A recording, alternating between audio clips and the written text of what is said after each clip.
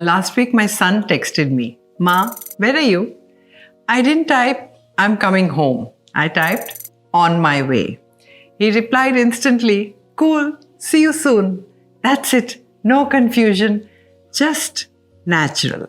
I'm Chetna Vasisht, and today I'm going to share 21 phrases that I use regularly. Not difficult phrases, not textbook phrases, just the small, warm, confident ways that real people actually speak. And I have a feeling by the end of this, you're going to sound more like yourself, just in better English. Oh, and one more thing. Don't try to remember all 21. Just pick 5. The 5 that feel most like you. And at the end, I want to know which ones you picked. So let's start with the phrase that I just used. Let's say your phone buzzes. Someone texts, "Where are you?" Most of us type, "I'm coming." Now say this instead, "On my way." And can I be honest with you? Sometimes "on my way" means I'm still looking for my keys. But that's what natural speakers say. Not "I'm coming," just "on my way." Here's another one. This one happened to me just last week. A brand asked, "Can you send me those scripts today?" I could have said, "Yes, I'll do it." Perfectly fine. But what I actually said was, "Consider it done." I felt quite organized while saying it. Consider it done. What it quietly says is, you don't need to worry. I've got this. Try it at work. It'll change how people see you. Great. Now, this next one. Next one I use with people I love. One of my students was sort of nervous before an exam last year. Her friend could have said, "Don't worry, I'll help you revise." But what she actually said is, "I've got your back." Can you feel the difference? It says, "You're not just doing this alone, I'm right here with you." That's why this phrase feels so powerful. It's not just English, it's reassurance. Next. Now, when someone asks you, "Should we book the cycling trip?" Or, "Do you want to sign up for the pickleball tournament?" And at that moment, you're like, "I need to think." Here's what you could say instead. "Let me sleep on it." It tells people this matters to you. You don't rush things that matter. And honestly, never make big decisions after 11 p.m. We've already got our 4 phrases that you can use today. That's the thing about natural English. It's not harder. It's just different. Now, this next one is going to make many of you smile because we all grew up saying, "I have a doubt." Sounds familiar? Remember saying it in class or in a meeting, "Miss, I have a doubt." And here's the thing. There's nothing wrong, but in everyday conversation, you could say something softer. "Quick question," or "Can I jump in for a second?" And here's what I love about this. You're just changing a few words. That's all that native speakers ever do. Small swaps, big difference. Now, before we move on to the other swaps of basic versus natural English, I'm very excited to tell you that we have a complete business communication course for you to feel much more confident at your workplace. You've always looking, for that one single trustworthy place where you can get amazing content, where you can get free downloads, then here it is. Plus, we have live Zoom classes where we all meet as a community and we learn from each other. And all of this costs you less than a cup of coffee. So no waiting, click the join button under this video to find out more.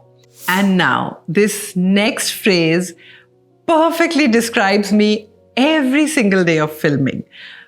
By about 10 o'clock in the night, if someone says, "Chetna, can we just discuss one more thing?" My brain has already gone home and gone to sleep. So instead of "I'm very tired," I say, "I'm running on fumes." Just like a car, which is almost out of petrol, but is still moving using the fumes of the petrol. That's the feeling exactly. And once you start using this, I promise you'll hear it everywhere, in movies, in conversations, in emails, because everyone feels this way sometimes. Okay, this next one, it can genuinely save you. Let's say you're in a meeting and someone asks you something and honestly, you don't know the answer. So don't panic, don't worry, and don't say, I don't know. Just smile and say, let me get back to you on that. Do you see what just happened? You didn't pretend. You didn't guess. You bought yourself time professionally, gracefully.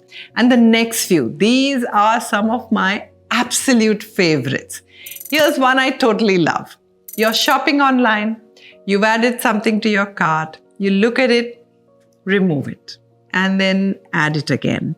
Leave it there for a few days. You know that feeling. That's not I can't decide. It's being on the fence.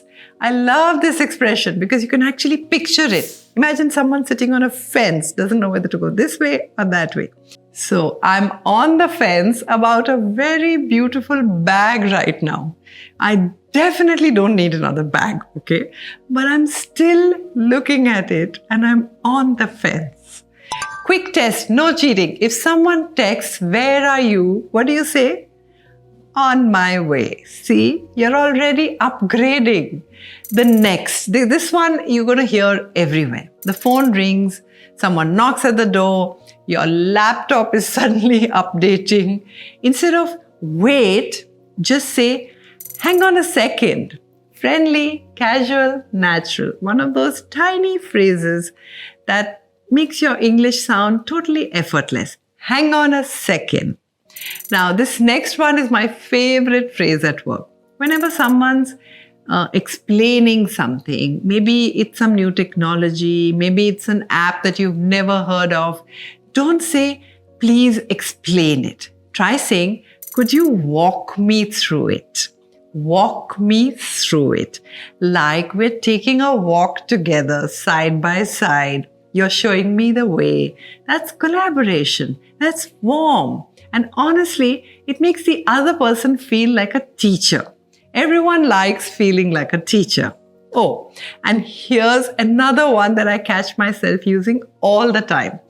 When someone is going round and round telling you the weather, what happened last Tuesday, what happened the Tuesday before that, and you're still waiting for the actual story.